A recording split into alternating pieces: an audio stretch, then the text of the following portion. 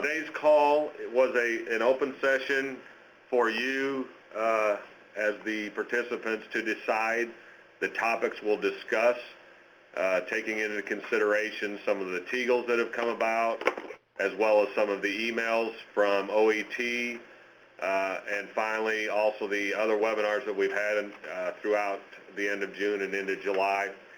And as you'll see on the webinar screen, the top 4 items identified by everybody include eligibility determination, followed by IWDS, and third was adult and dislocated worker activities and services, and finally eligibility documentation sources. There were a couple others that flowed or followed closely behind number 4, but at this point in time we want to focus on these 4 items.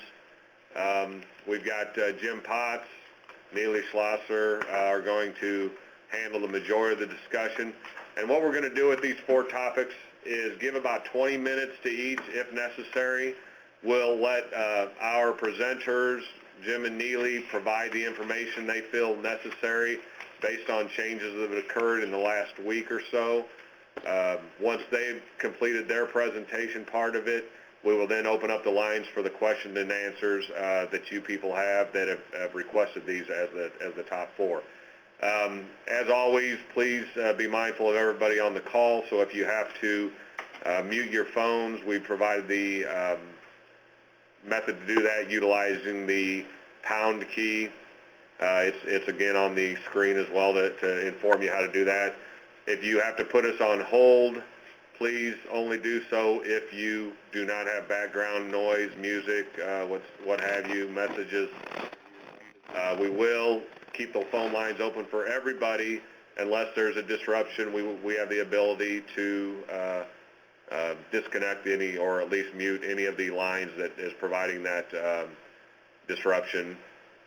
So we did send out an email. What we're going to do also, while these are the top 4 items, I think for flow of information, we'll start with IWDS because we did send out the email through Julio. Hopefully everyone received that. It was either last Friday, first thing Monday, that there are the first phase of IWDS changes are in place dealing with the intake, eligibility information, completing the application. So we'll go with that first, then we'll move into both of the eligibility determination and documentation. I think those go hand in hand well enough that we can include that as one discussion and then follow up finally with the adult and dislocated worker activities and services. So we'll initially start with the IWDS and let Jim and Neely discuss the changes that have occurred, the information provided by Julio beyond that. So Jim and Neely, if you please start. Good morning, everybody. One thing you'll notice on emails I've been receiving this morning from some folks, if you had clients that had previously been certified in any title, if you go back in to do an updated certification, you'll get an error screen message. I just forwarded it to Mark, and I'm going to have him bring it up if he can. And what it is, it's basically telling you that you're missing certain information, and it's the new questions that have been added to IWDS. So the system's going to require you to go in and populate those fields. Scroll down. Right there. If everybody sees that, this is one that was forwarded to me recently. Oh, sorry, it's not shared yet. But it's based on questions like the cultural barrier, single parent. These are new questions that are barriers that DOL's put in play. So we've added those questions to IWDS. So you don't go back through the guided application. You're not going to be able to do that. You just go into the specific screen on the application for the clients, and you'd mark the appropriate response. As soon as you hit save, that answer's going to get locked in.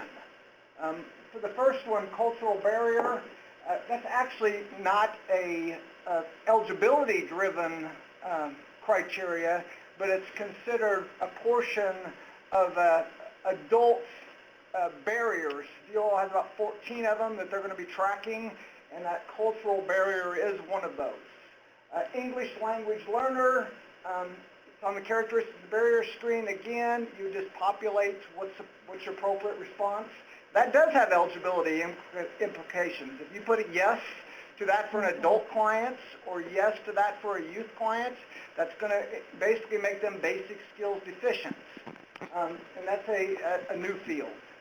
The initial IEP question, which you're going to find for any clients that had been certified up to, let's say, career services or core intensive services prior to 1 July, you now have to go into the WIA additional criteria screen, and it's going to ask you to document the assessment section with a yes or a no, and then it's going to ask who conducted the assessments, and it's going to ask you for an IEP, yes or no, and who conducted. Somebody, Michelle Grebler from here at LWIA 20, did find that there's a typo. It's listed in IWDS as an individual education plan, and actually should be an individual employment plan. So good catch, Michelle, if you're on the line. Receive the assessment, that's the same question that I spoke about. That's going to have to be a yes in order to move somebody into WIOA training. Single parent, it's on the characteristics and barriers. That has no eligibility driven, but it's again an employment barrier that DOL's tracking, so that question was added. And then the spouse of active duty service members on the dislocated worker. That's an entirely new title for dislocated worker. If the person is a spouse of an active duty service member and they meet one of two requirements, they either lost their job due to a relocation, they call it a permanent change of station in the military. So the spouse, if they're an active duty spouse and they lost their job because they were moving, they will meet the criteria for that. Or if they're a spouse of an active duty service member and they're unemployed or underemployed and experiencing difficulty in obtaining or upgrading employment, if you mark a yes to that, that will automatically make them eligible under this new title of spouse of active duty service member for dislocated worker service. So anytime you see these error message screens, all you do is just have your staff go into the particular screen on the application and populate it with the appropriate response. And that's going to happen for any client that has been certified prior to 1 July, because these are new fields. They're now required. That's one of the biggest things. After that, those folks that have came in with an application date of 1 July or greater, then you would just follow whichever appropriate guided application that's in IWDS. You'll find an in-school guided application, an out-of-school guided application, adult career services guided app, adult training services guided app, and then you'll find the different dislocated worker guided apps for both career and training. One of the things about the dislocated worker career and training, they're the exact same questions. I had said, well, why don't we just do a dislocated worker career and dislocated worker training, but some folks thought it'd be better to keep all those titles on there just to help people as a guide a little bit.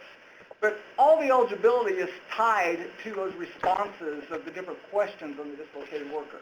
And all the eligibility is the exact same as it was before, with the exception of that new title of the spouse of active duty service member. Their plant closure, when you build their dislocation job, if you put plant closure substantial layoff, the system's going to make them eligible under plant closure substantial layoff. For displaced homemaker, if you say yes to the question of displaced homemaker, the system's going to make them eligible as a displaced homemaker.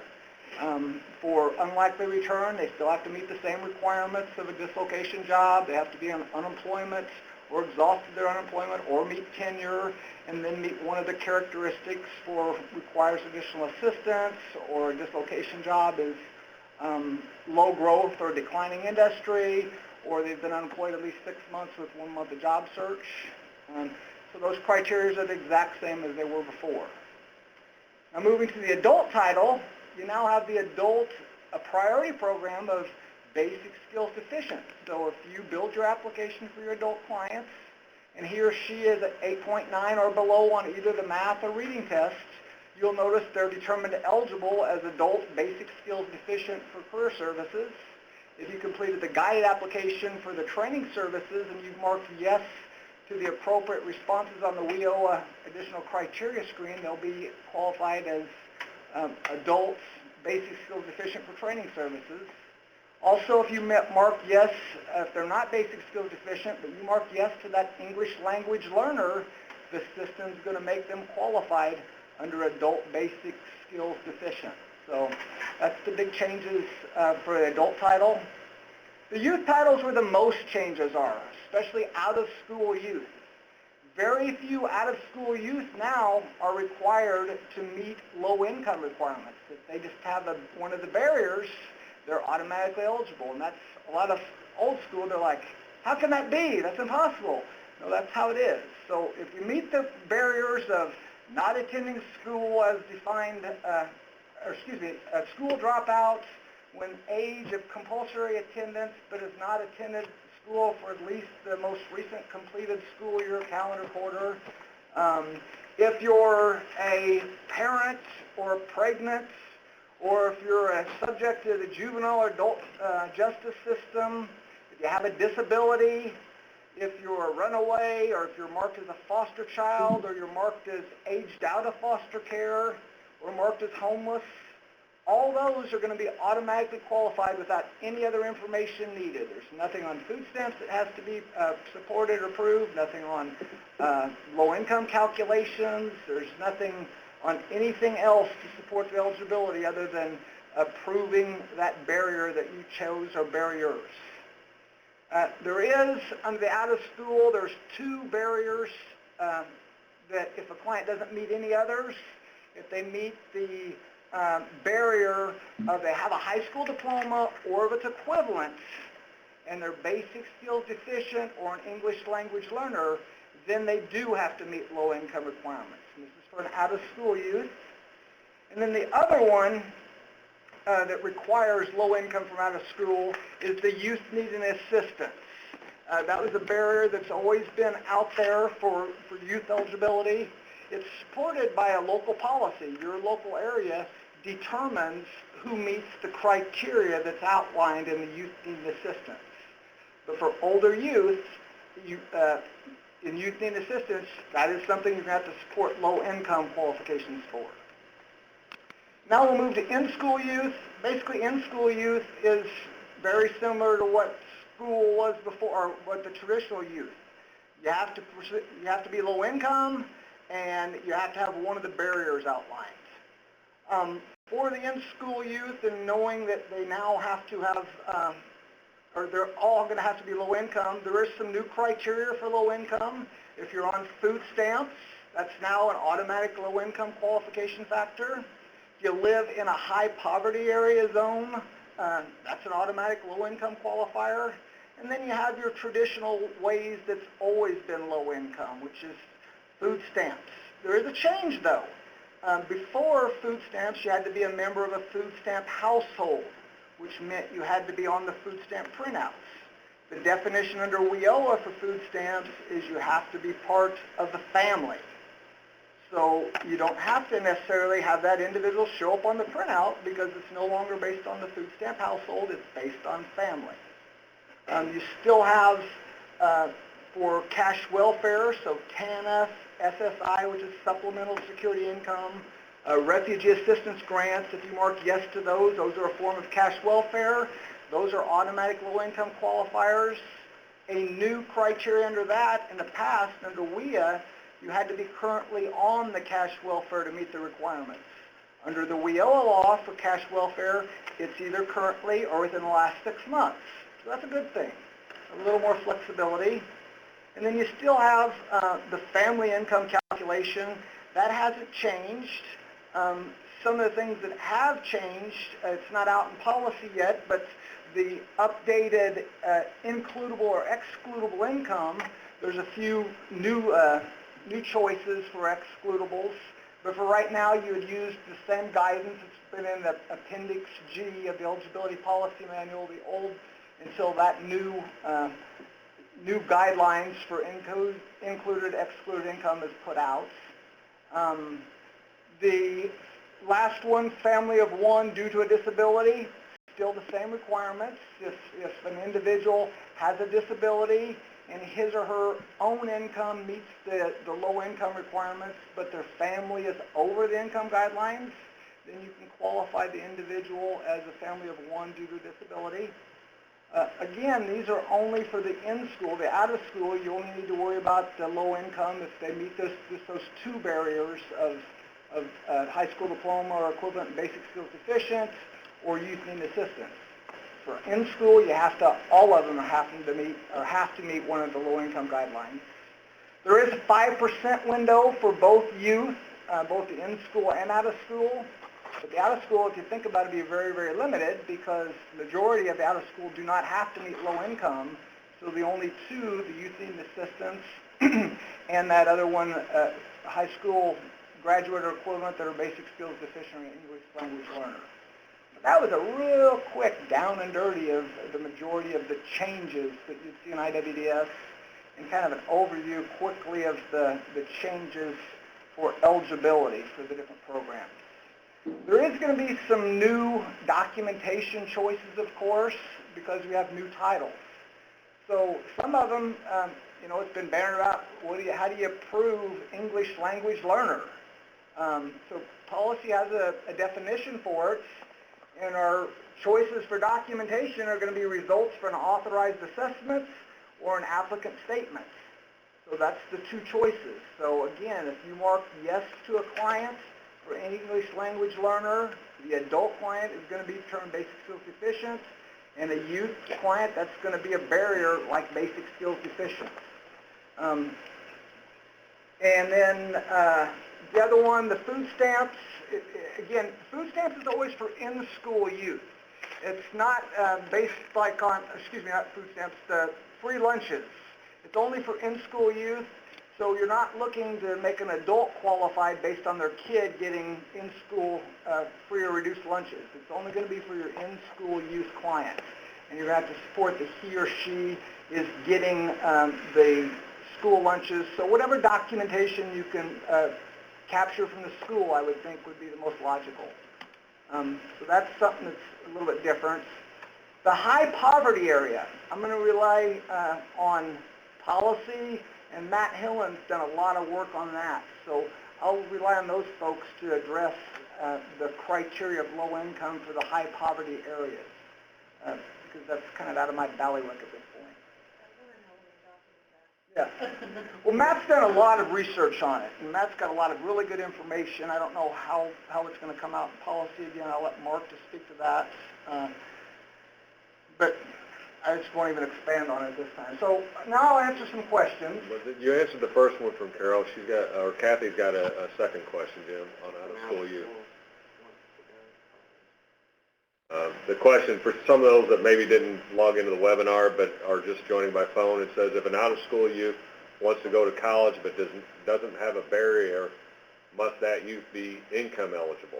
Well, if you're going to use, because really the only barrier that I can think of you're going to use would be youth needing assistance.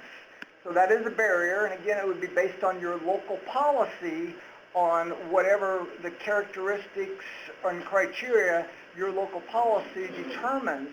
I know there's some local areas out there that really have a broad policy on that youth needing assistance.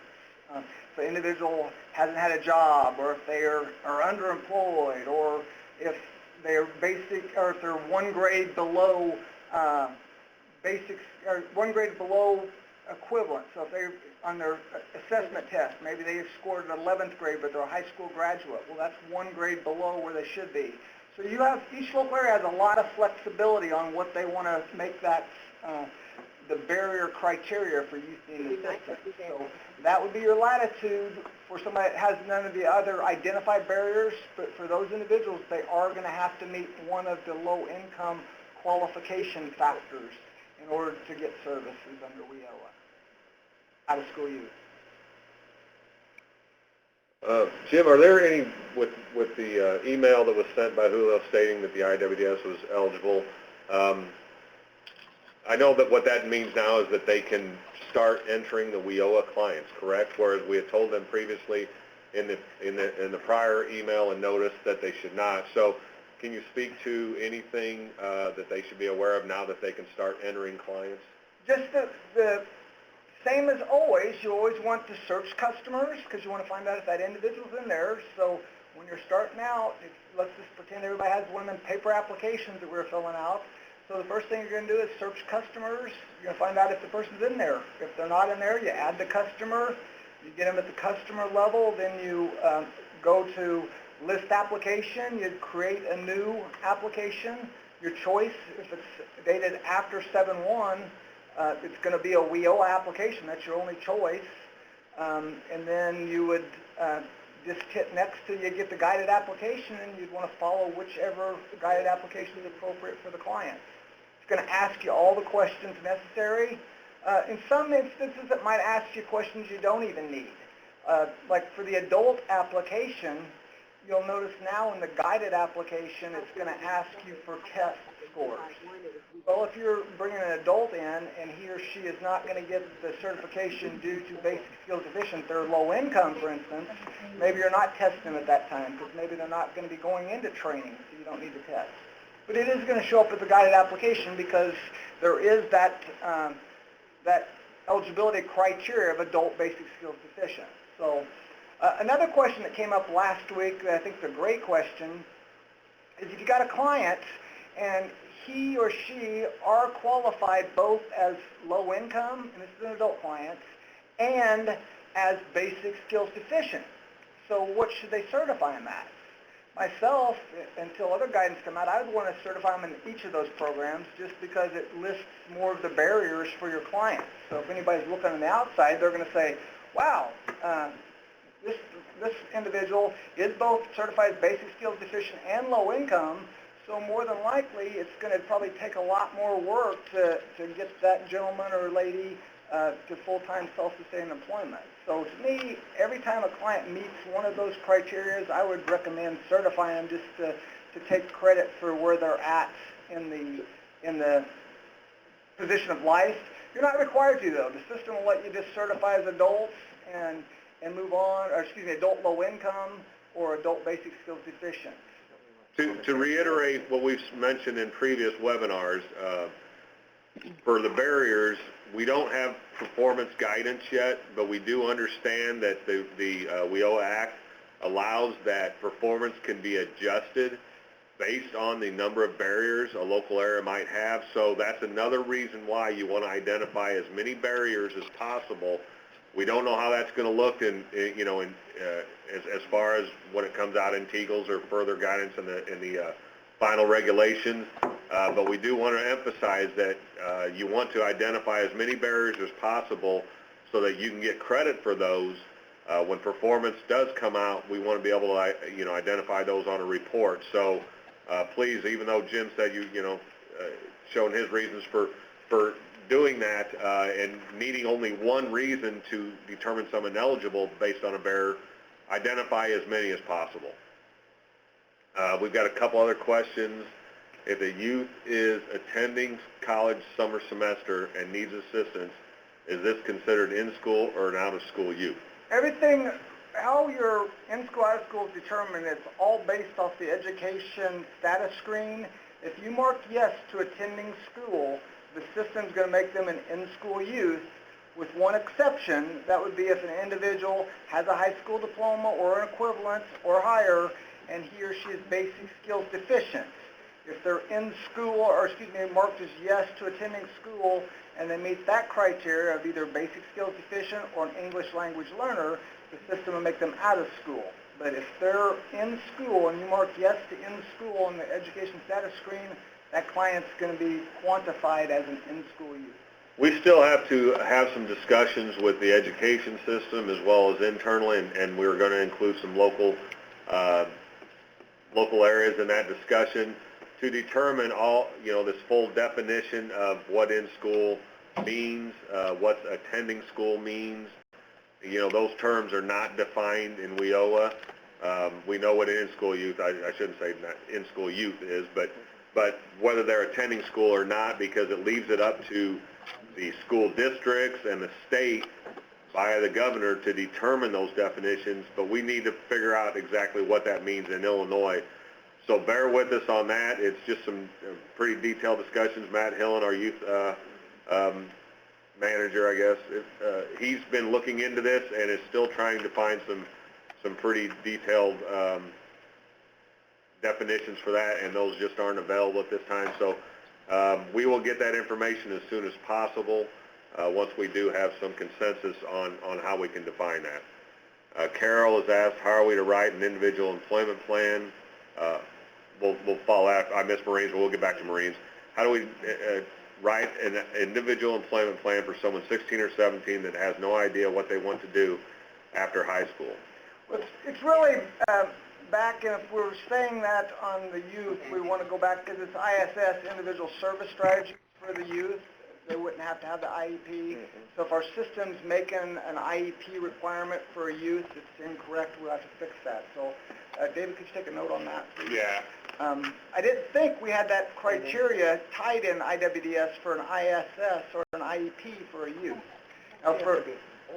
Now for adult dislocated worker, most definitely, of course, everybody knows, and this is not new. I had a discussion with somebody this morning about the IEPs. Since WIA in 1998, you had to have an IEP for anybody that moved beyond core services. So it's nothing new. What is new is that it's asking for that on the eligibility certification screen. But you could be documenting your IEP in a case note. There's always been, if you look in any individual's case note, a subject matter is an IEP or an assessment. Those have always been case notes that's been there. So hopefully your IEPs are still documented or there, or on the, has been expressed, the TAA guidelines. And then I've seen some great individual documents that local areas utilize that capture all the same information. And the policy folks have given latitude to use the locally produced individual employment plans and ISSs for your clients as long as they meet the same criteria that's outlined.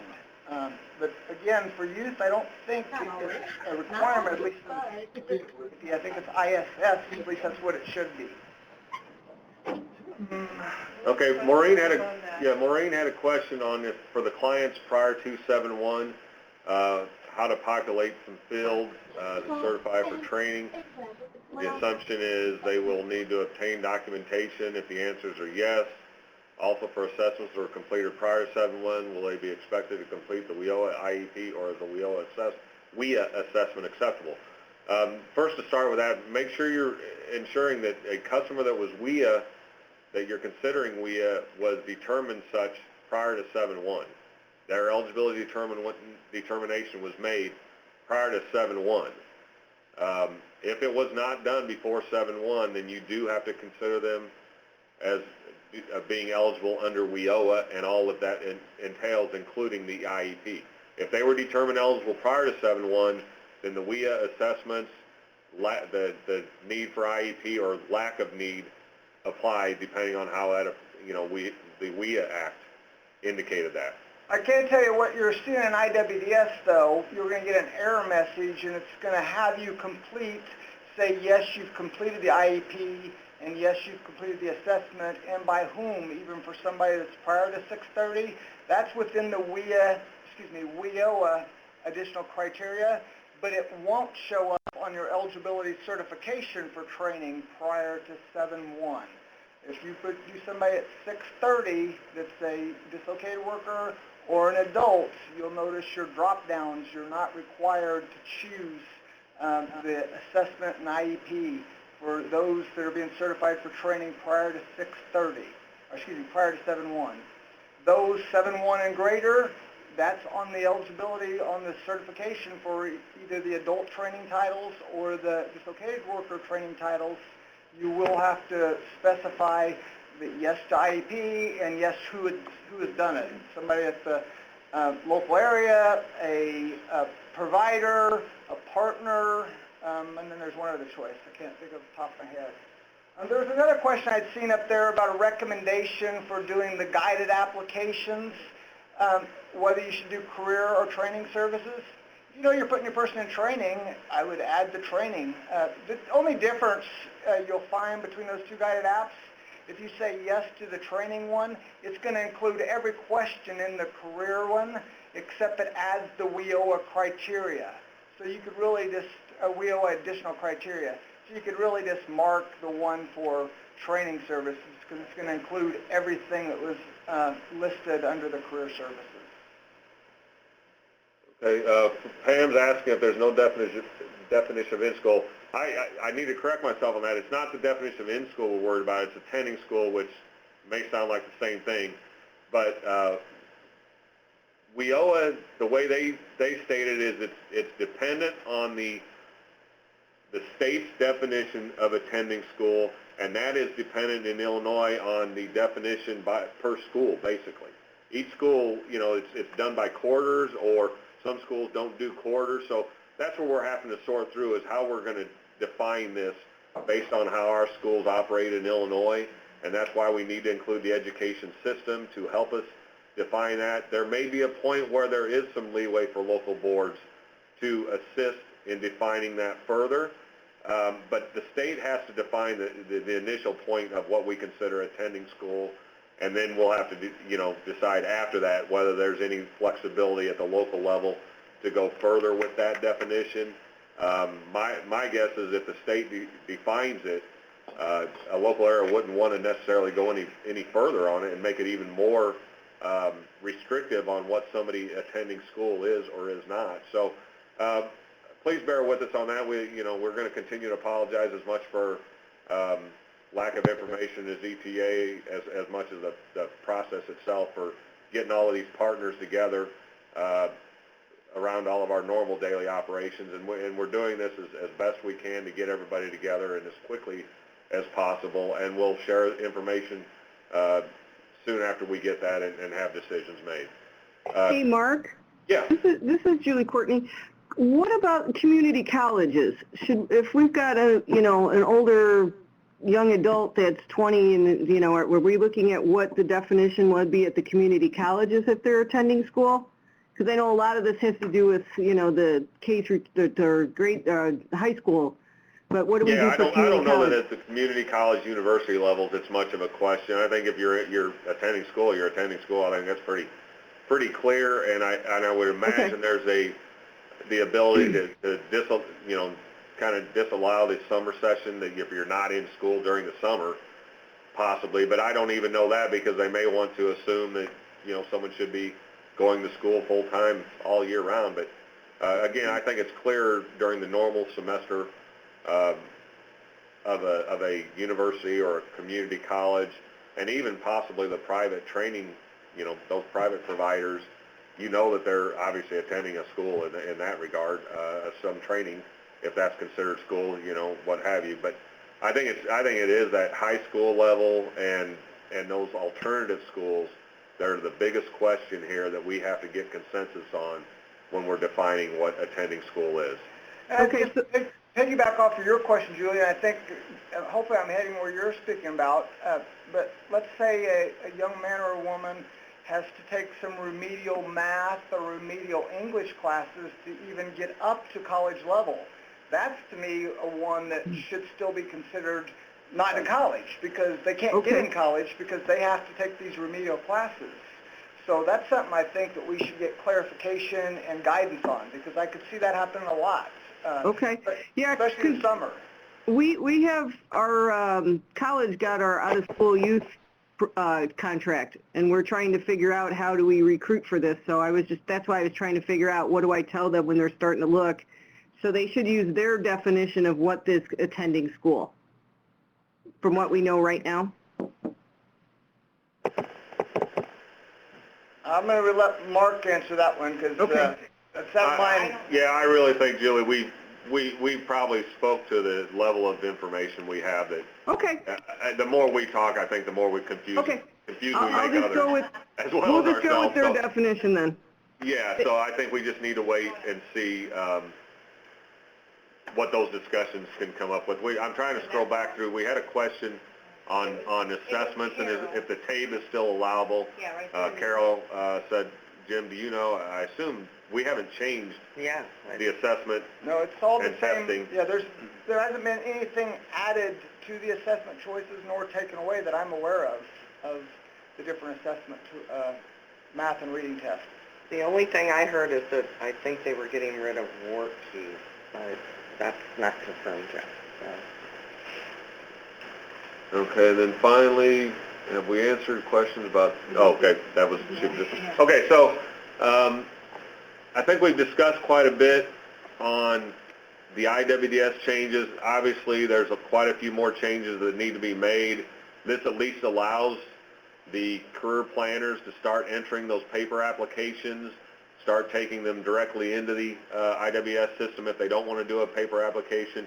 Keep in mind, as we mentioned when we sent that application out, you can continue to use that if that's your best, choice as a process to do a paper application before getting into IWDS, and that was your process all along, under WIA. You certainly can do it that way, utilizing that paper application. We feel it's encompassed everything that hopefully that you'll see on IWDS through these changes. As always, keep us informed if you see something. We do a lot of testing. We've utilized local staff to test this before we finally indicated that it was ready to go, at least at this level. But that doesn't mean that you're not going to find some, if not errors, some confusing areas maybe. Make sure you present those to us so that we can make the changes as necessary, get that information out to all the local areas so that career planners are prepared as best possible until we can get together and do some more thorough training on both WIOA and the IWDS system. Levon's just kind of commenting on that we do need to have some input. Levon, we do anticipate having the community colleges on that. Jennifer Foster is on our list of names. And if you need to be on that as well, make sure you let Lisa know, or if you want to be on, and that, decisions can be made as to who we're going to include in those discussions.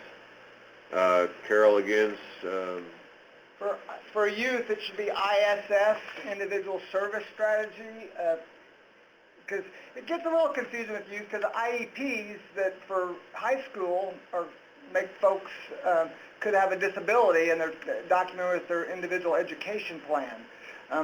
But for WIA, if we've got something in IWDS that says individual education plan, it's incorrect. It should be individual employment plan, but that's for the adults and dislocated workers. For youth, they should be doing ISS, Individual Service Strategy. So those would be the difference. all right, so before I do want to finish one other thought about that application that Mark the policy folks had sent out. There was one area that was missing, and I didn't catch it, but I think we probably had decided because we weren't sure on it. That one doesn't include the high poverty areas. The one we figured, it doesn't have that in there. Yeah, we did back off putting that on there because nobody can fill that out at this time anyway, because we don't know what the high poverty areas are. We're still trying to figure out, again, through further guidance from DOL, as to what they mean by a high poverty area. Is that something we'll define? There are a couple maps out there that organizations have put together that show percentages of people in high poverty areas, but we don't know, what's the proper percentage to consider a high poverty area under WIOA. If there's 20% or 50% of the population, since we don't have any of that, and that comes from the governor's level down, and the state board, I think, is involved in making those decisions, as well as we still need some further guidance from DOL. We can't identify high poverty areas at this time. We don't know if it'll be based on zip code, if it'll be based on county, if it'll be based on local areas or economic development regions, any of those. So we just need, again, further confirmation on information before we can address high poverty area, and we can add that back onto the form. We probably should have left it on and just left it to where it wasn't mandatory to be filled out at this time. But we'll update the form as necessary, and IWDS will make reflection of the choices made once we decide what the high poverty area is.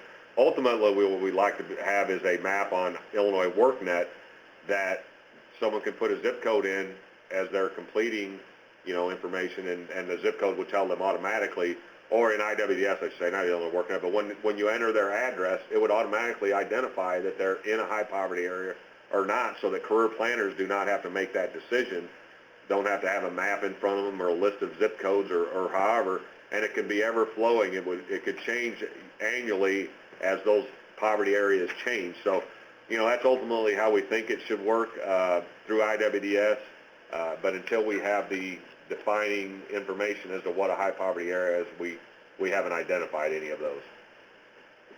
One other thing, just to piggyback off of that, Marcia Maston, one of our great programmers, our programming folks did a great job in making all these changes in a really short period of time.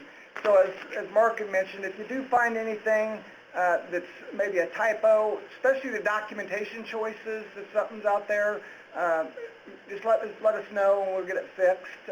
Also, Dan White at OEA 3, he did find 3 services that we were missing, and those have been updated. So the program folks are really proactive in getting things fixed if you identify anything out there. And along that same line, there is an application in IWDS for the WIOA now. So if you could print out the application, and it includes now that high poverty area, even though we don't know how to define it yet. But they did add that on there. So those are some of the things, but you guys will probably use the system. You know, we tested here, and I had some really helpful field users test. About 9 of them did a great job, but they did it in like a 6-hour window. So there's probably issues that they didn't see, and things could come up. So if things come up, it's a growing system evolving. So if there's any errors, we're going to be really proactive in making sure they're corrected. One of the biggest things that we want to make sure is have the logic put in there correctly, so that the folks are getting determined eligible correctly by the system. And I think we haven't found any yet that's missing that. Yeah, also, speaking to the logic of the system, I know Lisa's addressed this point in the past about stopping points or roadblocks in the system. Make sure you let us know. This may not be a career planner wanting to do that. They may need to speak to their administrator, their supervisor, administrator, before you send an email off to us. But make sure if you feel there's a point in the system that maybe we didn't change from WIA to WIOA that seems to stop you for no particular reason in your mind, that you don't think WIOA says it should stop you, let us know those so we can investigate those and determine if there's truly a roadblock needed, that we need some additional information, a yes or no answer, a drop-down responded to, that if you don't do those, you can't go any further, but you in your mind don't feel that needs to be there. Be sure you let us know those. Lisa's already committed to having a work group once IWDS is fully operational to go through this and look for those. But if you see those in the meantime, we can definitely at least get those down on paper. If it's something that has to be changed immediately, we want to address that. But if it's something that we need to investigate further, we'll get that down on paper. We'll include that in our work groups. We'll try to make this as simplified a system as possible to assist the career planner in making the eligibility determination they need, but also quickly move the customer into their next service and services onto training and out the door with a successful outcome. So don't feel like you're overloading us with emails. We've mentioned this through these webinars. When it's policy issues, address those to me.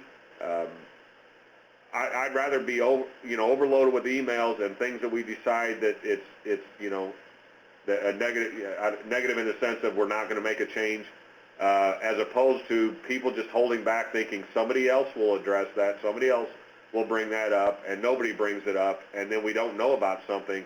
I've kind of been surprised at not to say a large number, but as we update these policies and have sent them out to work groups, some of the questions and concerns that have come back were things that have been in existence for maybe the whole 15 years that we and nobody brought them up to us. We definitely want to know these. We want to help you serve the customer as best possible. We know there have to be some, guides in place, whether it be based on the act or based on state requirements, but we don't want to overload you with things that aren't necessary. And if you feel there's something there that you don't think should be there, let us know that, whether it be policy related, system related, or any other area. Just please let us know. In that WIA notice we sent out issuing the implementation of WIOA, we included 6 or 7 names to identify as the person you should be contacting. So go back to that, reference that, and send your questions, your concerns off to the individual most appropriately addressing that topic. So just wanted to reiterate that to people. I know we've talked about it in these webinars, but just want to make sure you guys are as involved as possible in letting us know what you need from a local standpoint as we continue on with this implementation stage. Okay, anybody else have any IWDS questions? I know we didn't cover maybe as much as you thought, but you've at least had a couple days to have your career planners get in there, start entering some applications. We have a lot more changes that are coming, including the training provider screens that hopefully will be done in the next week to 2 weeks. We'll inform you through an email as we did last time when those are in place. At that point, once those are updated, we can utilize part of an upcoming webinar to address training provider and the changes that were made, and we'll continue to do these webinars. So, Jim, they want to know exactly what the definition of significant cultural barrier is. Got me. I'm just like the next person. I have no idea how to define that myself. Yeah, there isn't a definition in WIOA, and again, that's one of those that they've left a lot of these definitions, I think. But one of the things about that barrier, it's not eligibility driven. What that's going to be is considered one of the employment barriers. There's 14 listed that aren't eligibility driven, but they're characteristics that are being captured in IWDS for reporting purposes. So it's not like you have to prove documentation for it. I mean, so there needs to be some definition put out. But if you say yes to it, you're not going to expect it to have documentation supporting it. I mean, it's defined out there as something if you have any problems relating to family, work, or anything due to your cultural or something along those lines. I mean, it's really vague. We're still working on updating the definitions and acronyms that are currently in the WIA glossary. We will include things of this nature and try and determine at the state level whether we need to define further than what the WIOA Act says. But as Jim said, it says, if they have difficulties basically managing life because of, or through the family, through their work environment, through their community, then it could be considered a significant cultural barrier. That might be speaking, that might be, any number of things. It really is so vague that until further notice, I think you utilize the WIOA definition as vaguely as possible, and if you think you've got a customer that fits what they've identified, go ahead and check that as a barrier. And luckily, it's not one that we need for eligibility, because that would be, a real issue if we didn't know whether we could determine someone eligible based on a vague definition. So, again, as we further define these, we will update that glossary and include that either in the glossary itself, or if it's something that has to be in policy, it'll be in policy. So Monica has a good question. She's asking, is anyone really using IWS? Yes, there's folks or programmers. Friday it went into production, and I got an update from a programmer. They can track exactly who's put applications in under it, who's been certified. And even Friday by 10:30, 11 o'clock, there have been people that had new applications put in and had been certified under it. So that answers your question. I don't know how many folks are doing it. I just know there are some folks doing it. It's the eligibility, what was sent out from policy folks under Julio's email, it has the eligibility there. And the biggest things are just the new criteria for the youth, again, out of school, not having to prove low income. That was written in the law that came out in July of 2015. So that's our guidance. So that gives us the latitude to certify those. The adult basic skills deficient, that was written into the law. So if somebody meets that, you can certify them into that. So those are the new big things if you think about it. A lot of the others are still the same eligibility criteria that was under the WIA law. Okay, we've got a couple commenters that have stated they have staff that have been inputting the applications and haven't had any issues at this point. So again, just reiterate, as you continue to have your staff do this, let us know if you find any problems. As far as an eligibility policy guide, we definitely anticipate doing some training. There'll be some documentation with that, whether it's a formal policy, eligibility guide.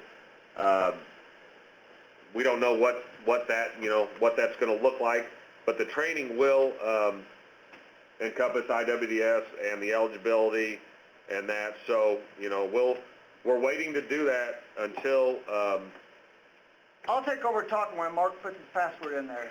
Okay. I got locked out, sorry.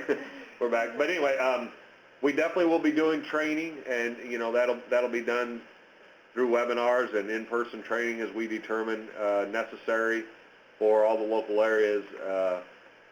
But if there's something urgent that staff is having trouble proceeding as they start putting these applications in, those are the things you need to let us know of immediately, because we don't want to hold up the process because something's, you know, either not understood as to how to proceed, or the system's not allowing something that it should. Probably the biggest thing was that first screen print I had Mark show for clients that are currently in IWDS with applications that's dated prior to 6/30, and now you're trying to certify them as of 7/1 into another title. That's when you'll get those error messages that says that you need to answer those different questions. And that's probably the biggest thing. I've gotten probably 3 or 4 emails asking that same question. So it's just follow what the instruction says on the error message and just go to the particular screen. It is important to understand you have to go into the application of that, and it's going to allow you to populate the answer accordingly. And once you hit save and leave that screen, those answers will be locked, just like the rest of your replies have been locked.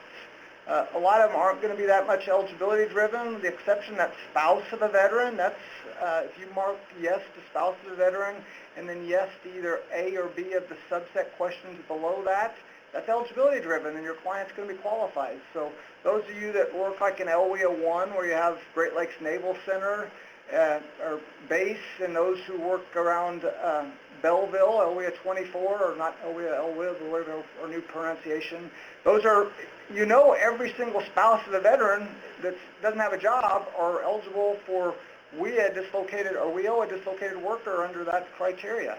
So there's a ton of folks right there. Okay, the final thing on IWDS, and then I'll address Rory's question, is that, I forgot what I was going to say now. The time frame to get the information in. We've always had policy in place that services provided should be entered into IWDS within 10 days of that service being given.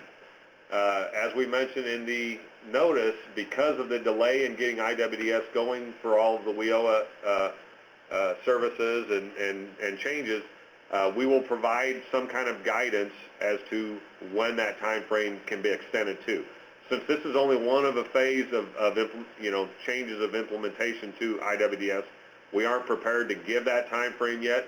It will obviously be beyond 10 days, but you know, our guidance is start putting those in as soon as you can, have them in there, and so when that day comes out, you don't have a huge backlog to try and complete in addition to your normal daily operations. So start putting them in immediately. If you have a bunch of paper applications, as the training services are changed and updated in IWDS and final changes to all other areas of IWDS are made, we will give the guidance as to when these things need to be in and the extended time frame for doing so. So, you know, just begin doing what you can now, and hopefully you won't have too large a backlog once we do give that time frame.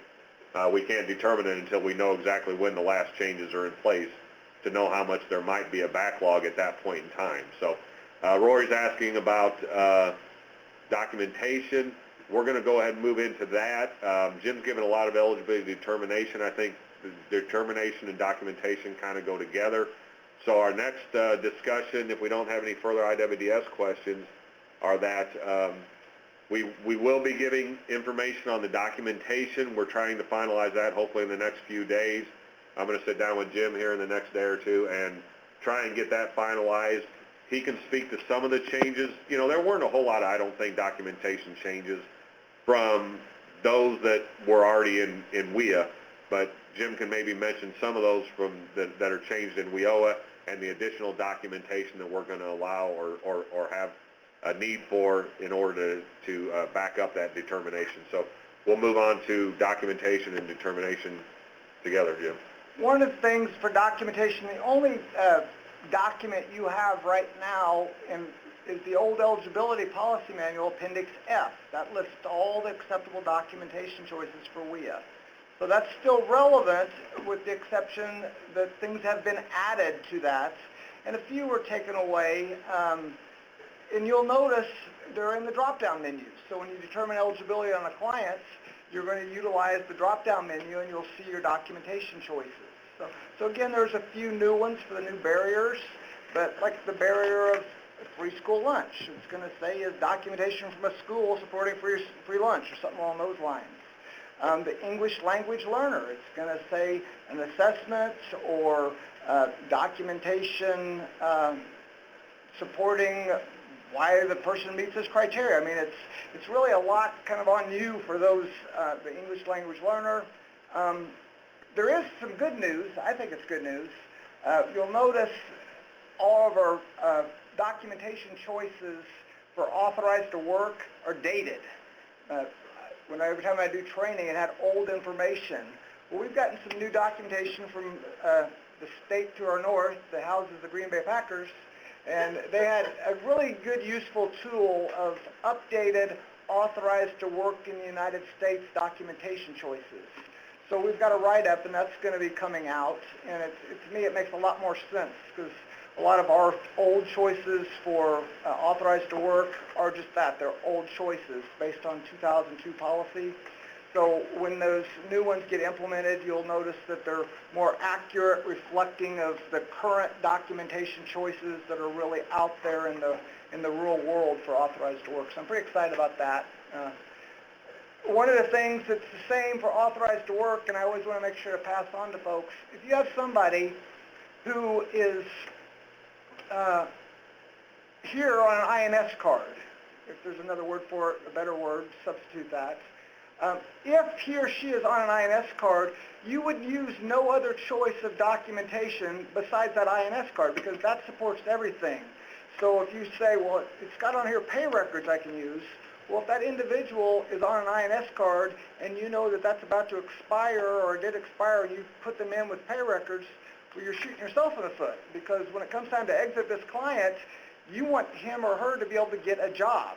So you have to make sure, even though it's on one of our choices for documentation, to make sure it's the correct choice. You'll notice there's applicant statements on almost every different documentation choice. But that doesn't mean you should always utilize that. Utilize the applicant statement when it's most appropriate because there's nothing else to document.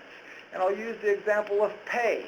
A lot of times when a person's inputting the 6-month wages, if you're trying to do a low-income calculation, one of the choices is applicant statement. But if individuals have pay stubs, you would never do an applicant statement. You're going to collect the pay stubs.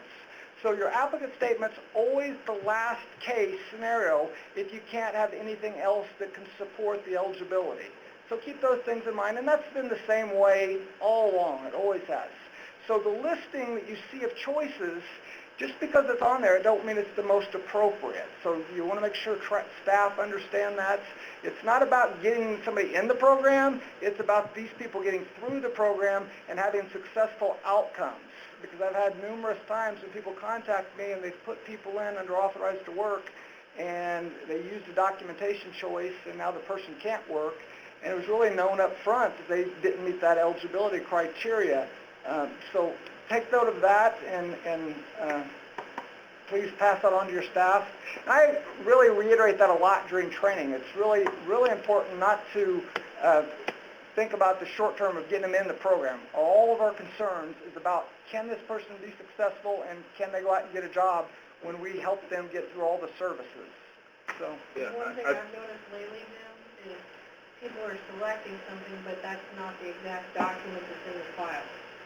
So they need to pick whatever document's in that file. So that was Sheila Sloan with monitoring, programmatic and fiscal monitoring, and what she said is people are choosing documentation choices, but that won't be in the file. So they're just selecting maybe what's on top, and then they have something else. So you want to utilize what's accurate to what reflects. Now, if there's some circumstances, especially with authorized to work, I'm telling you, our listing for authorized to work is old that's currently in there because that policy was put out in 2002. So there is a lot of old documents on that.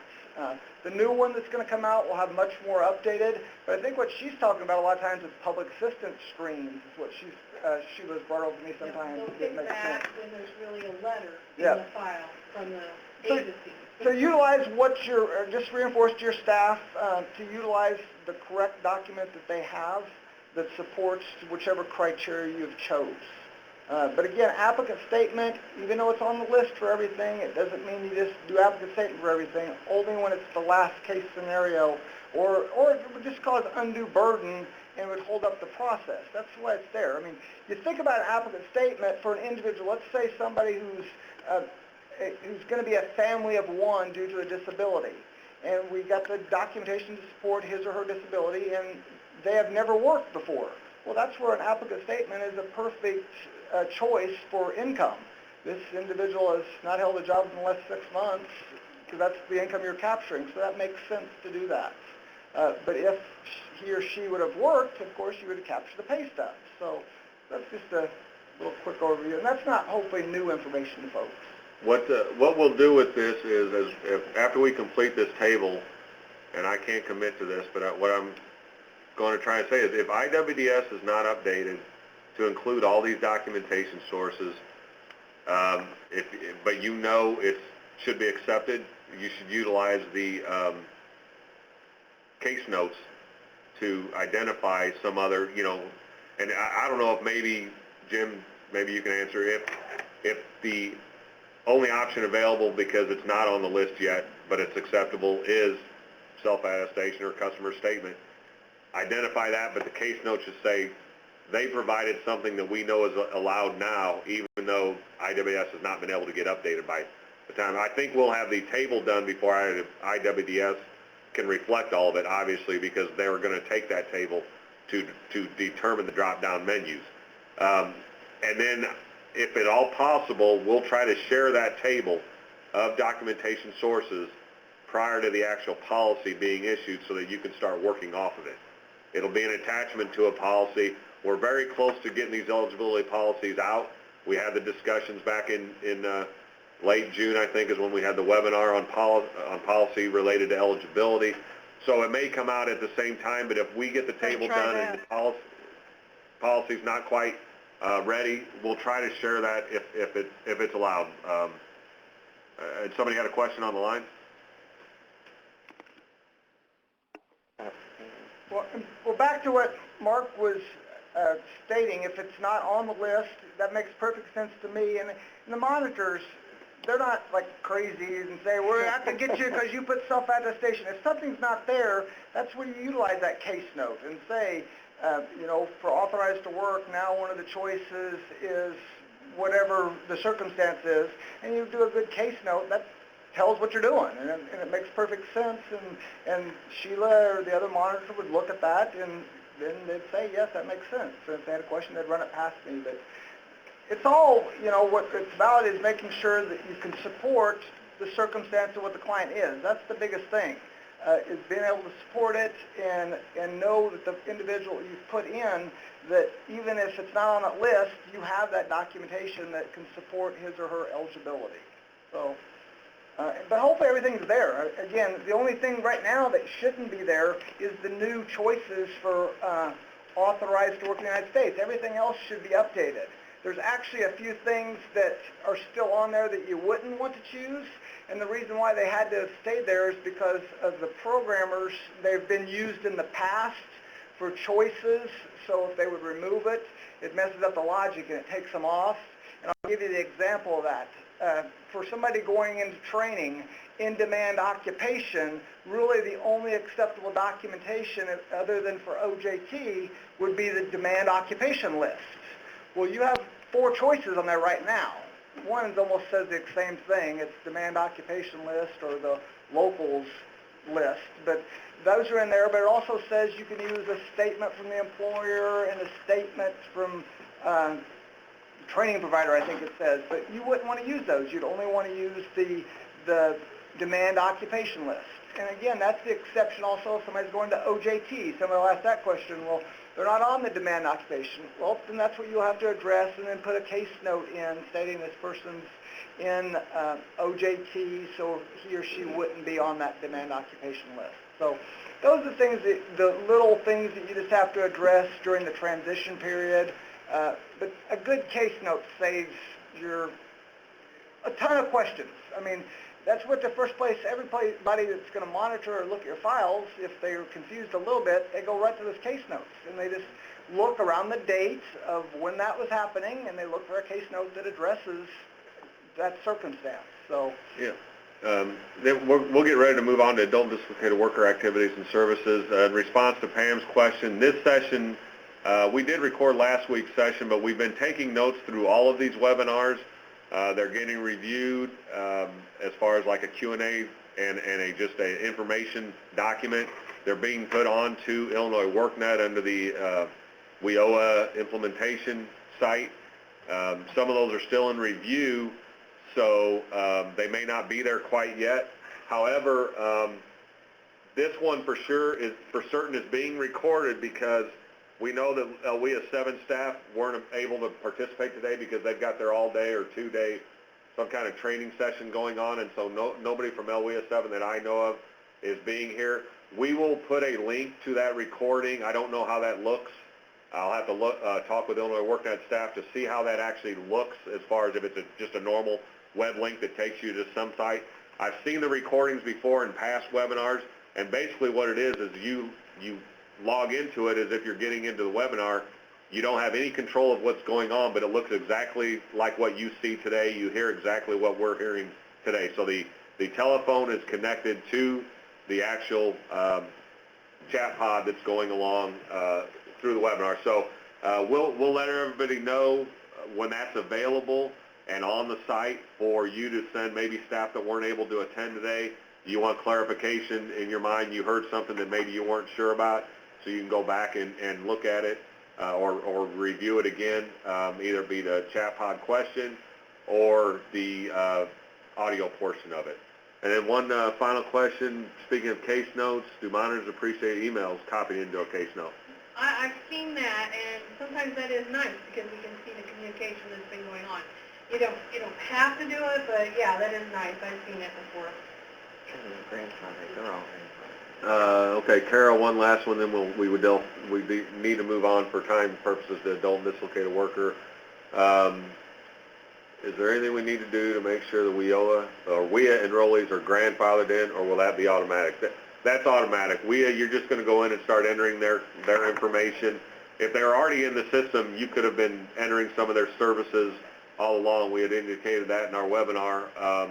It was only the new WIOA customers that were the issue, or WIA customers that were determined eligible but not yet put into the system that were the issue. We didn't want to have too many drop-down menus that weren't updated, that were needed or changed or what have you. So the system will automatically grandfather them if they were already in the system. If you go in now, then you just go in as usual business, as Jim said.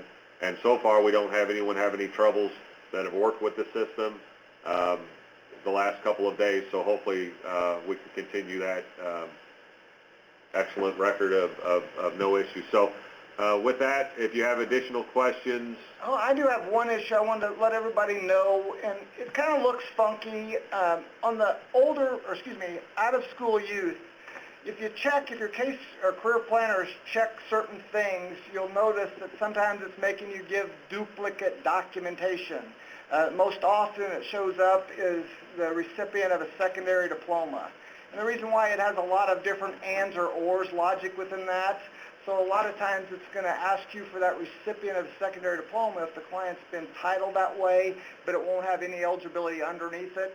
We know that that's an issue, and it's just one of the issues of the logic, and it's going to take the programmers a lot of time because it was easier to get it in there and ask you for additional documents than to hold up everything trying to take away that requirement to put in two choices. But we do know that that's there, and they're working on fixing those cases where on any eligibility that you see where it's asking for the same document more than once, it's something that's known and they're working on. We apologize.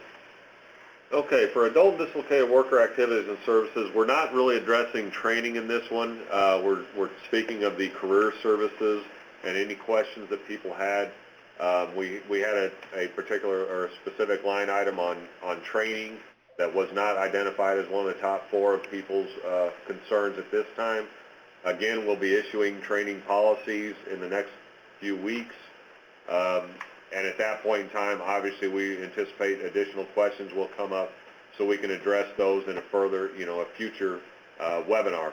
Just to reiterate something we said last week as our schedule of webinars going forward.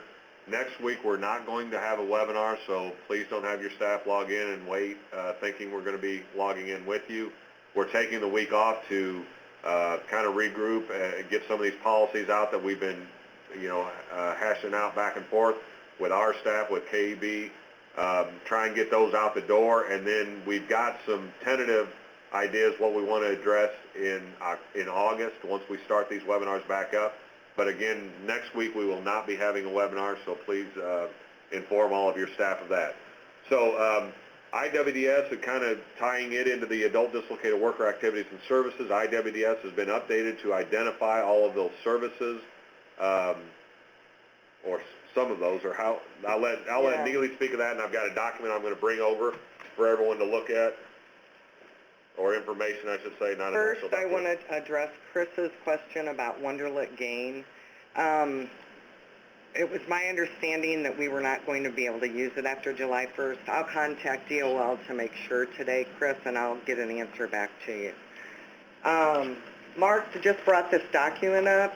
As we were going through all of the services, we noticed that we did not added the services that are listed, and I'll send this email out to everyone so you can see it. What we did for the core and intensive services, those are all career services now, and we have basic career services. Where they're located right now is on your local service screen. We consider that they're self-services. So in IWDS, it's on your local service screen. Added to the self-service on your local service screen were these 6 items that we hadn't had in there before. So those will come up. They were added this morning, actually. I thought it was tomorrow. For the adult, we missed several services. There's 4 training services for adult and dislocated worker, transitional job, adult ed and literacy. And then there's several career services that were added under adult and dislocated worker. So we do have a development of an IEP as a service now, and then the English language acquisition. And we just, trying to get this out, we just missed a few of those. And we were comparing the service screens the last couple days, and that's where we found these. There was a name change. We had financial counseling, and under all funding streams, it's financial literacy education, so that'll be for adult dislocated worker and youth. And then under the youth service, under academic learning service, we have preparation for the transition to post-secondary education and training. And that was a service that we didn't have in there before, that is a new service with WIOA.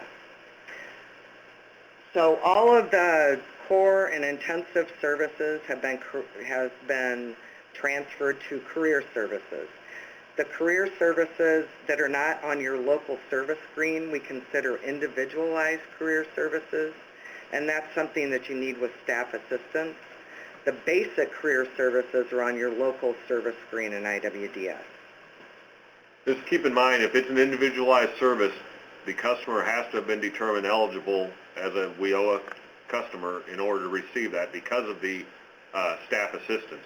A basic service can be done without staff assistance or with staff assistance. So just because you're identifying basic service doesn't mean it's automatically a non-eligibility prior to eligibility determination service. If staff becomes involved at a considerable amount of time, again, that's kind of always a gray area as to how much you can provide assistance, and it's not considered staff assistance, you have to make that determination based on that assistance to decide if they have to become eligible under WIOA to continue on with that service. What we have up in front of you on the screen is not all of the services. These are just the changes. if there was a service that was under WIA and just transferred into WIOA as a career services, we didn't include this on this list. So I just don't want someone thinking this is the only services available. Right. There are a lot of services that are available under WIOA, but they were also under WIA, so there was no need to list them on this document and what we were trying to translate to you. So keep in mind, basic services are those that are either non-staff assisted or could be staff assisted. But if they are individualized services, they must be considered as staff assisted.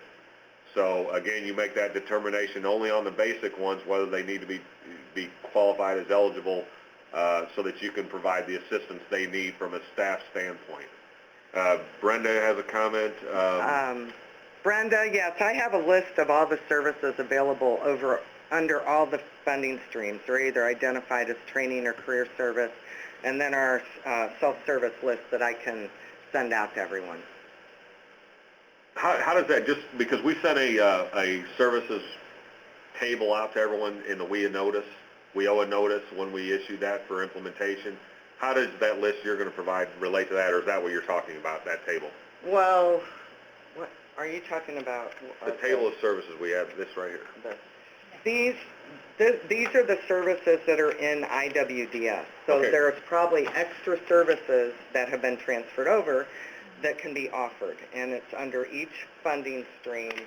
And I received it from the programmers, and it's with the activity code. So these are all services that are offered in IWDS. Okay, and last week we indicated we were updating this, what was sent out with the WIOA notice on all the services available for youth, adult, dislocated worker, supportive services, and training services and follow-up. Those were all the categories on that table. And what we had indicated we were going to do, and we're still working on, is we will add a column or two to that.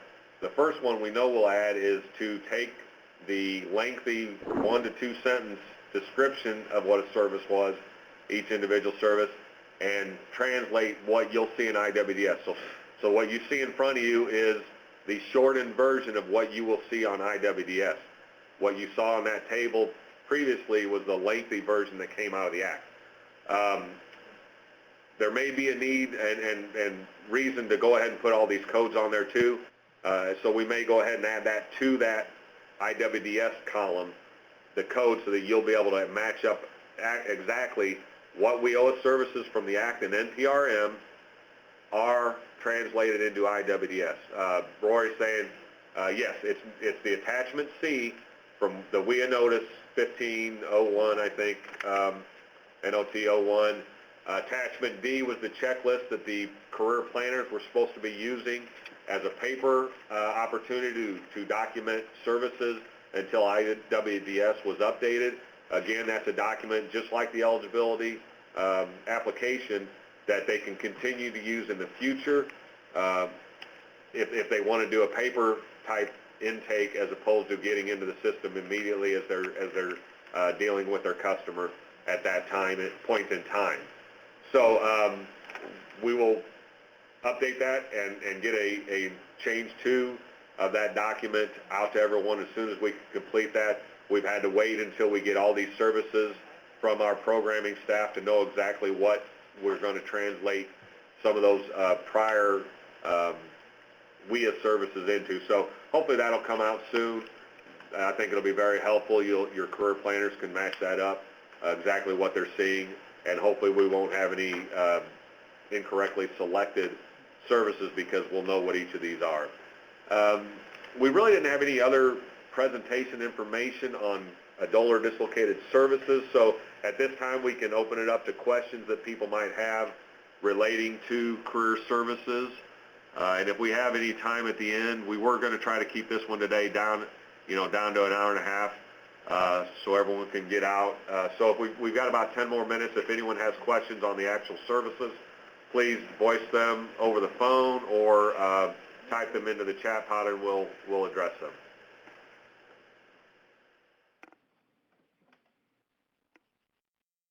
Okay, this was your 4th highest selected. Somebody has questions with career services. So, Monica, if you're on phone, you can go ahead and request it in audio. Okay. No, not an IEP. Okay, make sure we don't get confused. Monica is indicating that she thought we said that an IEP can be documented in case notes rather than an actual document. If anyone's seen the trade document that is the IEP, that is our basis of what we're building the WIOA IEP off of. There are questions on there relating specifically to trade customers, so those can be ignored. But until we get you a WIOA IEP, you should utilize that. As you'll see, the extensiveness of that, I'm not sure your case manager would want to put that into a case note, nor would a monitor, your own staff monitoring or state monitors, want to try and sift through an IEP as a case note. So please utilize the IEP document. Start with the trade one. When we get the WIOA one completed, we'll send that out. We've indicated that we'll allow the ability to add local additions, but what is in the IEP, once it's finalized, will be what's required information, and that's all through a lot of discussions with local areas, with Illinois WorkNet, who has a lot of these career services on Illinois WorkNet available to customers. There's a lot of discussions going in as to what a really good IEP should look like that will lead a customer down the proper road to success. So I know we say that over and over again, but success, as we mentioned, Jim mentioned it today, success is getting that job. It's not getting through training. It's not completing a service. It's not completing an IEP. Success, hopefully, is to get a job that's well-paying compared to your area, that's long-lasting, long-term employment, not a short-term employment. Documentation of an IEP is the document itself, not something in case notes. You will identify that on the IWDS that an IEP has been completed. Jim, do you normally have them upload that document? Is that necessary or just kept in their file? Across the state right now, there's 3 local areas that are piloting, and they have the ability to upload documents. Nobody else is required to. And Monica, you did hear, I did say that there's a case note for it says there's a choice IEP and assessment. So that was in the past. That's always been there for the last 15 years is the document choice. Yeah. What Mark's saying is now we have to make sure. So like in the past, your case managers may very well have written their IEP in a case note. But now there's the new guidance to use the document that's been submitted out, the paper documents. They've given the latitude to use a locally produced document as long as it incorporates everything that's within the document that's put out. Because I know they're not on the line, but LWIA 7 spent a lot of time and developed a good paper document for both the IEP and for the youth, the individual service strategy.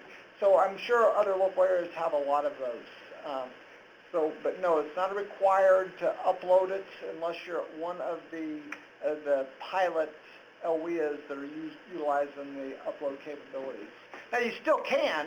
Every client can have their IEP updated to IWDS. You just go to the application menu of a client in the middle column, right down at the last document. There's a list documents, and you can go around there and you can upload any sort of eligibility documentation or support documentation, but it's not a requirement to do that.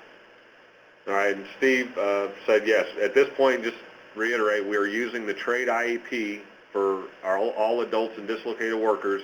All customers have to have an IEP. That's one of the requirements of WIOA. It was actually a requirement under WIA in some instances that we didn't really emphasize or maybe not even require. Yeah, no, the WIA law said anybody that moves beyond core services had to have an IEP, individual employment plan, which lists an overall goal of a job with the service strategies to reach that, so you'd have objectives to reach goals. It was in there. It wasn't ever monitored that difficult with the old monitoring tool. When it came about assessments, they would look to see if there were math and reading tests. That's what the depth of looking into the assessment was. going to be a lot more in-depth now that's going to be required.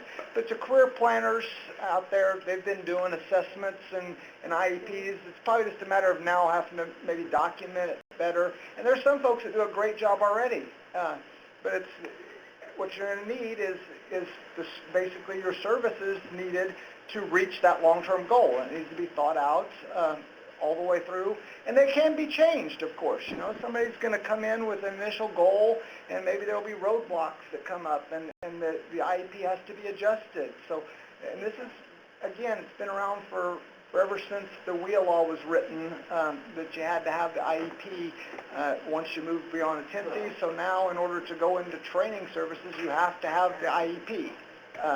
Yeah, we've got about 3 questions, and I think I can address them all with a couple comments together.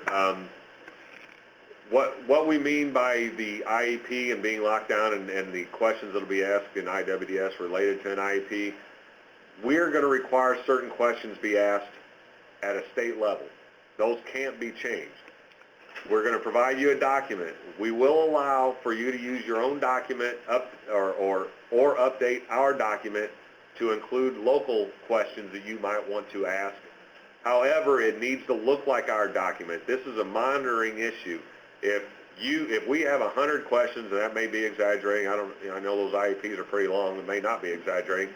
If we ask 100 questions on ours, you need to include all 100 of those in the same area of your form as is in ours, so that as you, 1, it becomes familiar to your career planners, 2, it becomes familiar to our monitors, so that we can do as brisk as possible monitoring to ensure everything was addressed that's necessary. So we will allow some adjustments to it, but those will probably be in fields for local input at the end of our document. So if you develop your own document, please hopefully make it look like the trade application or employment plan now and our future WIOA plan. It's very time consuming when our monitors have to go through an IEP, and from one LWIA to the next, they're totally different looking, and you're trying to make sure you're finding all the information necessary. So, we will require that from the best that I know in our discussions internally so far, that you're going to start with ours, whether it's on your document header and all of that, probably is irrelevant to us, so long as it's in the same places, you know, the information's in the same places as are being asked on our form. For youth, they're using an individual service strategy, not an IEP. The difference between those in my mind is that, as someone mentioned earlier, you've got a youth 16 years old. They don't know what they want to do. You can't, you know, realistically look to an employment outcome 4 to 6 years down the road, maybe, when you're completing high school and going into a training session. So an individual, you know, the ISS might not lead to an employment totally, if that's not known, if that individual can need, I mean, you may only be worried about getting them through high school. That's part of determining an ISS is to figure out what this customer can do. Whereas from an adult to a dislocated worker, they're coming in to get a job. That's why we're there. They're getting employment, and actually what WIOA says is they're getting a career. So that's why we're going to this whole discussion of the outcome for an individual employment plan and for a customer. A successful outcome is getting a career. So they've got long-term employment, not getting a job, which is where, in many cases in the past, we were happy that a customer came into our system and got an employment opportunity, accepted that employment opportunity, and we thought they did great. We're looking for something long-term now. So you've got to separate the youth from the adult dislocated worker initially, because you don't know what the youth can reasonably attain going forward until you've dealt with that customer for a while. As you deal with them longer term, you might change that ISS to start including some employment goals because you've learned what this customer can do. You've learned that they can, you know, they're going to make it through high school, or they're going to get their GED or what have you, and now we can learn what kind of employment might be down the horizon for them, what would be suitable for them, and so you would, you would update the ISS to include more IEP type questions. But again, it's an ISS for youth, it's an IEP for adult and dislocated worker. And this is Jim, just to piggyback a little bit. I've done some different assessment classes through the years, and one of the things that come out, and probably the greatest example I've ever seen from a case manager, is they had a kid come in and he wanted to be an astronaut. Well, he's coming in the youth program. Can he become an astronaut with our youth services? Probably not. But what they did is they helped this kid get through school, and the kid went in the Air Force. Is that going to make him an astronaut? No, but it puts him on a possible track to that. It puts him on a career plan. So that's what you're looking for your youth. Now, if you're bringing in a 23-year-old youth in the out-of-school program, and you have an ISS, you're going to use still the thought process of the IEP, because your goal is not for this 23-year-old to be dreaming about being an astronaut and putting him on a path to that. He or she probably needs to get more in the line of what you would expect to get a job to start your life. So it's different thought processes. They call them different things. Under youth, it's ISS, Individual Service Strategy. But depending on where your particular youth is coming into you, how you're serving them, you might use the exact same thought processes of the IEP, the Individual Employment Plan. But again, a lot of times, but we're not focused as much anymore on in-school youth. The focus by the legislation is out-of-school youth. So there may be guidance that'll come out from DOL to more have IEPs for the out-of-school youth, but that guidance hasn't been put out yet. So, but those are the thought processes that your career planners have to come about, is where the person's at in life, what's the situation looking like, especially out-of-school youth now that's going up to 24. I mean, these are grown people that need to be on their career path, hopefully. So even though I got a 23-year-old that's not on her career path yet. You're allowing her career path, Jim. A couple other questions. On the IEP, there are a lot of signatures, the trade one. The reason there are a lot of signatures is because the IEP is developed with the customer. The customer is buying into everything you're discussing as a career planner. They're ensuring, through that signature that they agree with your plan as a career planner. And so that's why we ask for those signatures. Whether we'll have as many signatures on an IEP for WIOA, I don't know. We'll have to look at each of those areas where we require a signature to ensure that they're appropriate. But that's the reasoning behind all the signatures. At every point, we're saying, hey, we think you should get these career services, which will lead you to the next step. And we want you to buy into that, and we want you to agree to that, and here's your signature, so that we can proceed. Because if we can't get them by the career services, we're not going to get them to the training in many cases. Even though they don't have to be concurrent, there still may be career services that are necessary in order to successfully complete training as well. So it's all a combined plan, and we want those buy-ins from the customer to ensure that they're going to succeed along that path, that they're agreeing they're going to take that. Especially if somebody comes into the door and says, you know what, I need a job tomorrow. I needed a job yesterday. And we develop an IEP that's 6 months long. Hopefully they're not signing any, or 6 years long or something, whatever it is, some lengthy IEP. They shouldn't be signing that. If their goal is to get a job now, then you need to figure out a plan that's going to get them a job as soon as possible. Obviously we can't get them a job now because they haven't been able to get one. We can assist them. We might be able to help them on on developing a resume better, or what have you, finding jobs that they haven't been thinking about, and maybe they can get something quickly, and that might be the length of the extent of career planning with them. But the IEP should, indicate that and indicate why that's what you've determined. And they're going to buy into that, and they're not going to be surprised down the road when you say, well, it's time to go start your training, and they go, what do you mean by training? I thought I was getting a job tomorrow. That's where the signatures come in. So we'll decide on the length of, lengthiness of signatures as we develop that IEP and finalize it. And again, we've got local staff going to be involved in that process. As far as transitioning, if you have a WIA customer and they have an IEP, they're allowed to continue on that IEP road. Granted, you can update it and include WIOA services that weren't available before, but you do not have to transition them to all these WIOA services available and ensure they receive them. You don't have to change the IEP, the direction of the IEP, the document IEP, what have you. They've had a decision made prior to July 1 as a WIA customer that this is the path I want, that this is the path I think I can succeed at, you continue them on that path.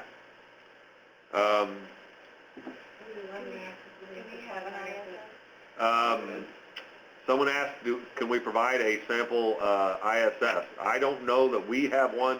We've never issued one in policy. This can go into our list of templates that people have been asking for. If a couple of you out there, OEAs, think you've got a really good ISS that you would like us to utilize as a backdrop of what questions to be asked, I like getting some, Sheila says we've got maybe some things in-house that we can use, but I like getting the local area perspective so that we can see what you're asking in addition to what we initially thought we should ask, and maybe add something to what we want to ask, or just at least say, hey, Elwea, X is also asking these questions, so as you build an ISS and start from the state sample, you might want to include these in yours as well, even though the state didn't want to go to the extent of adding it to their sample form. So we'll always allow you to add your local perspective. We just want to make sure when these forms are developed initially that they include everything that we feel are going to be required questions and answers to complete the form. Elwea 7, if you would like to share yours, they're not here today, I know, but I think that might be one we have in-house already. But we'll check. I know Elwea 7 has done a lot of work in samples, templates, things of that nature. We'll reach out to them. If someone else feels they've done a great job of developing some of these templates and forms, by all means, let us know, and we'll include you in those discussions. Well, I've sent emails out to a few OEAs as I've been going through. I just haven't gotten to everybody. If any of the OEAs that are on here, if you would, please send me samples, preferably in a Word format if you've got them, or Excel or whatever, so that we can edit them to make changes of any of your IEP, ISS, or any of those kind of forms you use, like obligation documents, ITAs.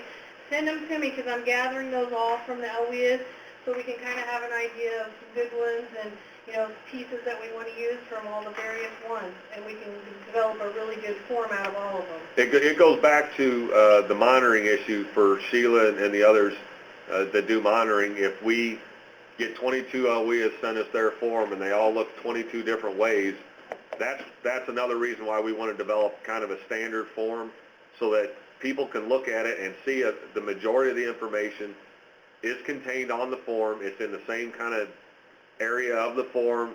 It's easy to find, it's easy to understand, and then allow for the local area perspective to be added to that. And so that's great that Sheila's already been asking for that. As we develop that work group further on the forms and templates that we've promised to address through past webinars, we will be including local areas to assist with that, so we can get, again, the things they're requiring, because there may be something the majority of you are asking that we don't think about, and if all of your forms have that on there, we might as well include it on there, or if the majority of your forms, and if we do that in a first, here's the mandatory information, and the second half is the non-mandatory that other LWEs have asked, and if you want to use it, you can use it. If you don't want to use it, that's a local area decision.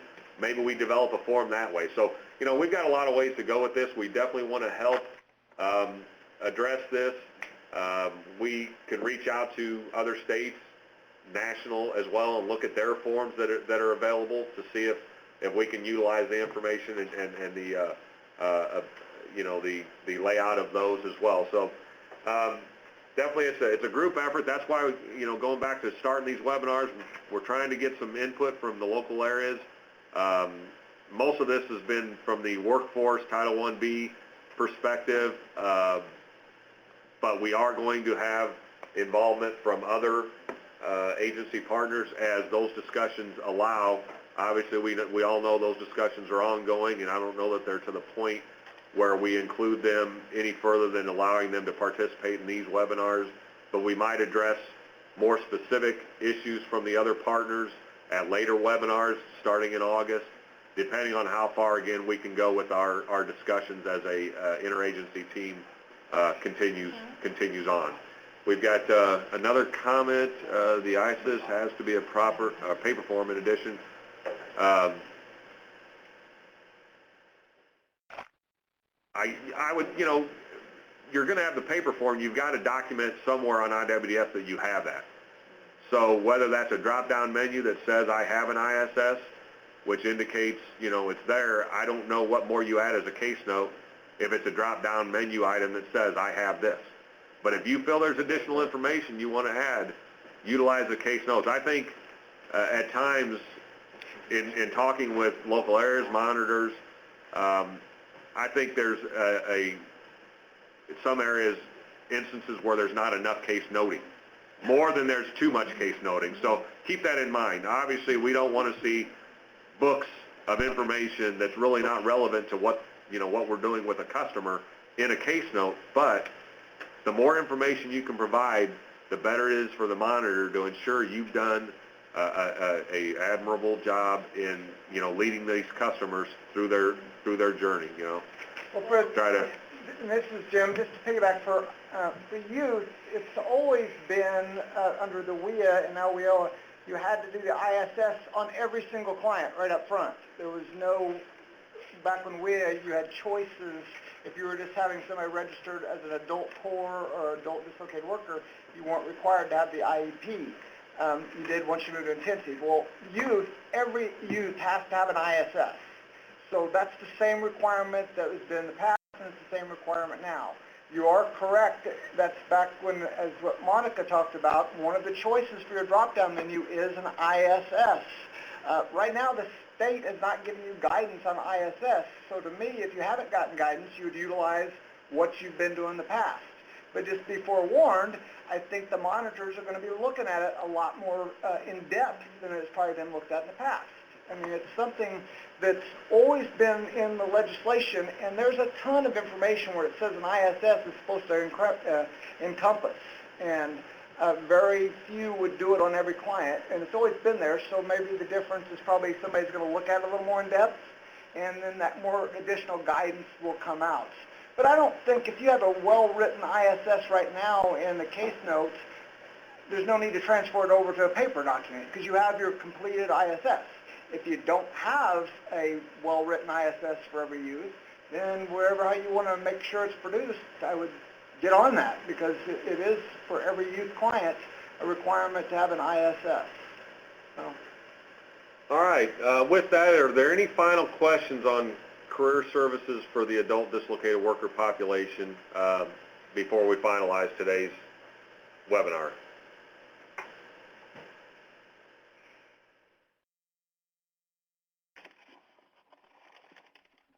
All right, if there's no others, I appreciate everyone's participation again. I think, as was mentioned by Pam earlier, I think these are great discussions. This one is being recorded, has been recorded. We will put it on Illinois WorkNet as soon as we can get the link or the whatever form of communication it is. We'll let everyone know where to find that so you can have other staff or staff that were participating today go back and review it. Next week we're off. We will see you in the first Wednesday of August. We will inform you through email, either through me or KEB staff, Bethany or Jennifer, what that topic will be. We'll try to maybe even provide an indication of what our next 2 or 3 after that might be as well, if we've got those kind of in concrete as to what we're going to do.